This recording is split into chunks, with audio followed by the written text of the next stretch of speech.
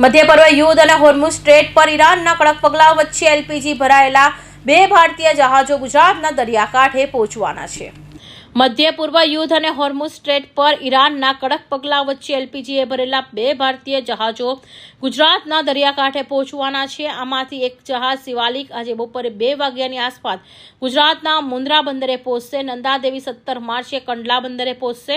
બંને જહાજો આશરે 92,712 ટન એલપીજી લઈ જઈ રહ્યા છે। આ ક્ષેત્રમાં યુદ્ધની સ્થિતિ બાદ હોર્મુઝ સ્ટ્રેટના પશ્ચિમ ભાગમાં ફસાયેલા 24 જહાજોમાં એક હતા। મધ્ય પૂર્વ યુદ્ધ શરૂ થતાં જ ઈરાને સ્પષ્ટપણે કહ્યું હતું કે હોર્મુઝ સ્ટ્રેટમાંથી તેલનું એક ટીપું પણ પસાર થવા દેશે નહીં।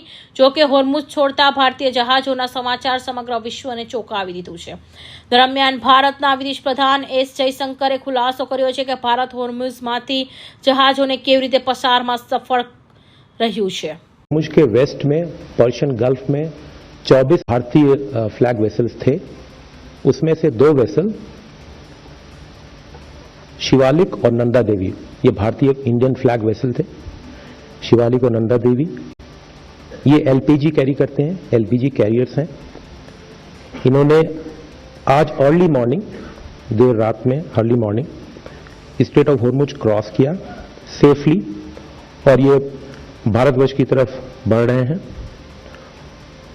इनमें करीब 92,700 मेट्रिक टन एलपीजी है और इनका अराइवल पोर्ट मुंद्रा और कांडला होगा।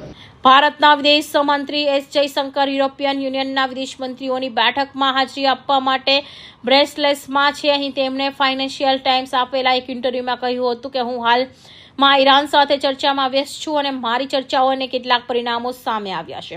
જો આ ચર્ચાઓ દરમિયાન મારા માટે પરિણામ સામે આવે છે તો હું તેમના પર ધ્યાન કેન્દ્રિત કરવાનું ચાલુ રાખીશ।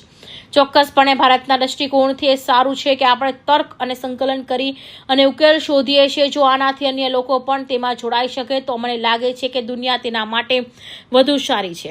નોંધનીય છે કે ઈરાનના વિદેશ મંત્રી અબ્બાસ અરચગીએ તાજેતરમાં કહ્યું છે કે ઈરાન એવા દેશો સાથે વાતચીત કરવા તૈયાર છે જે તેમના જહાજો સુરક્ષિત માર્ગ પર ચર્ચા કરવા માંગે છે।